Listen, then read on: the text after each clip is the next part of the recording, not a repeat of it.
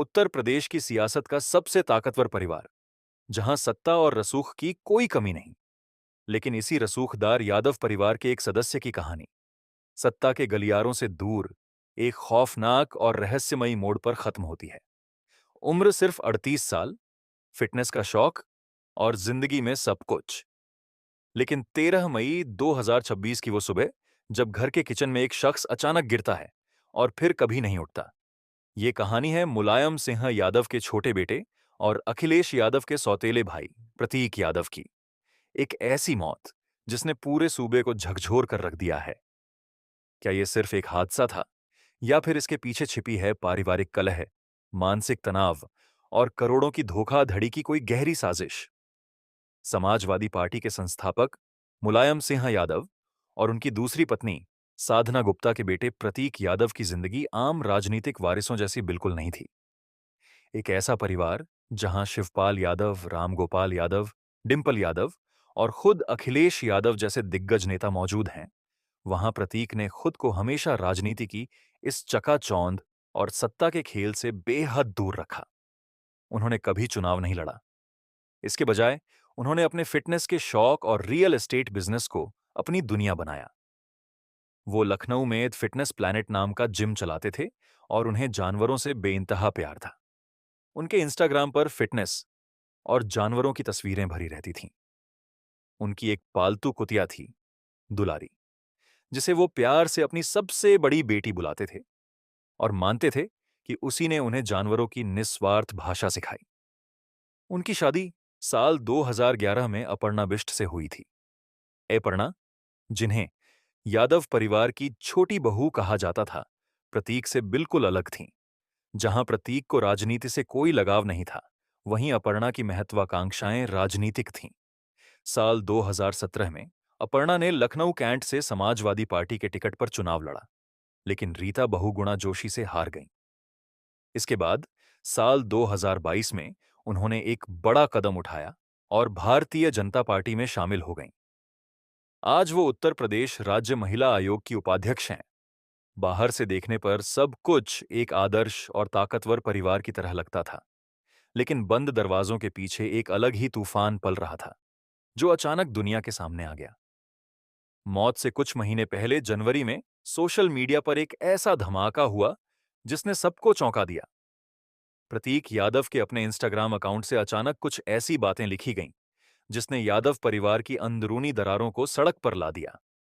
प्रतीक ने अपनी ही पत्नी अपर्णा को परिवार तोड़ने वाली और स्वार्थी औरत कह दिया।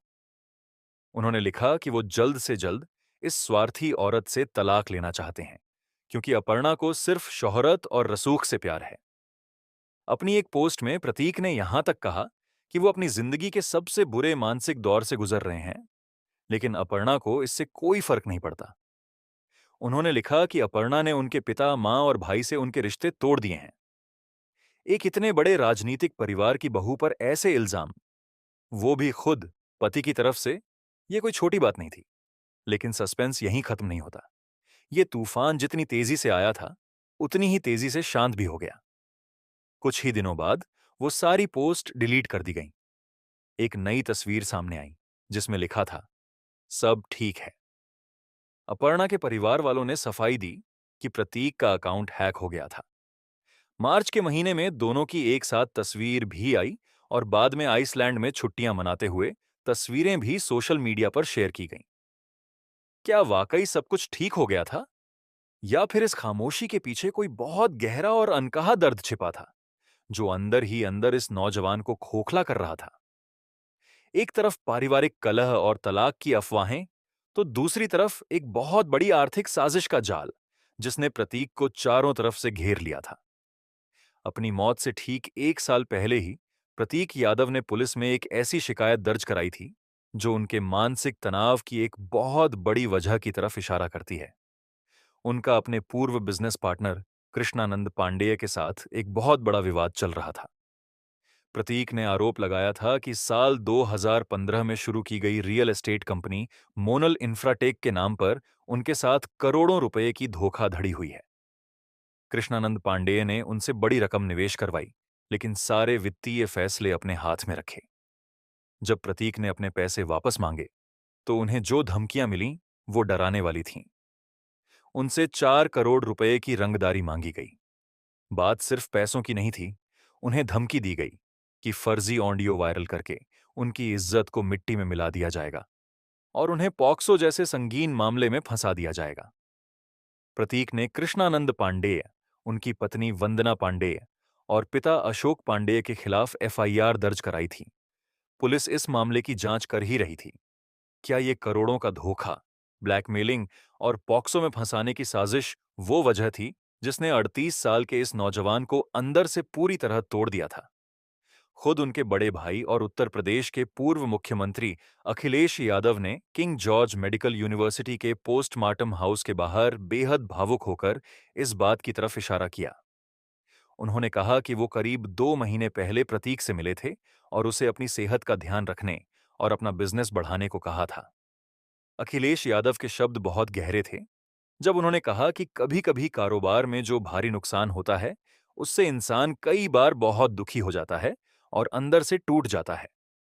अखिलेश ने यह भी कहा कि उनका भाई अपनी मेहनत से कुछ करना चाहता था।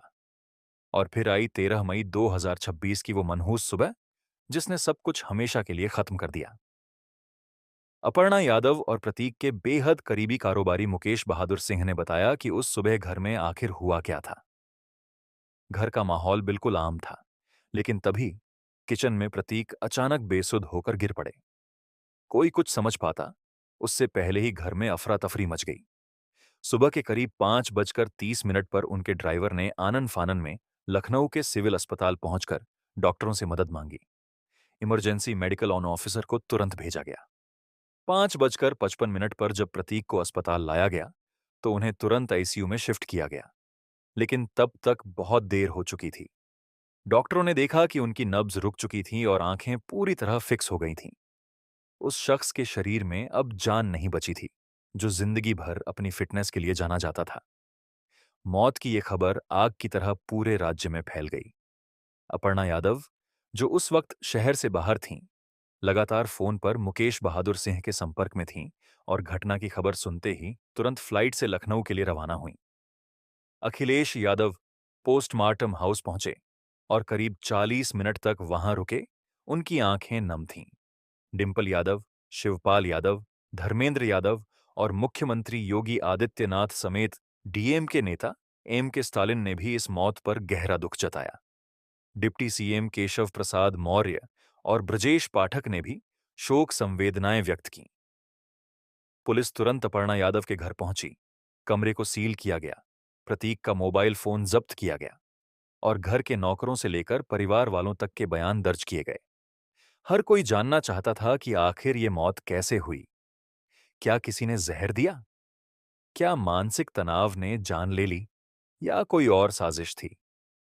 कुछ ही घंटों बाद जब पोस्टमार्टम रिपोर्ट सामने आई तो मौत की असली मेडिकल वजह का खुलासा हुआ। डॉक्टरों ने बताया कि प्रतीक यादव की मौत कार्डियो रेस्पिरेटरी कोलैप्स की वजह से हुई। उनके फेफड़ों की नसों में खून का एक बहुत बड़ा थक्का जम गया था, जिसे पल्मोनरी थ्रोम्बोएम्बोलिज्म कहते हैं। इस थक्के ने फेफड़ों में खून का बहाव अचानक रोक दिया, जिससे दिल ने काम करना बंद कर दिया और सांस रुक गई।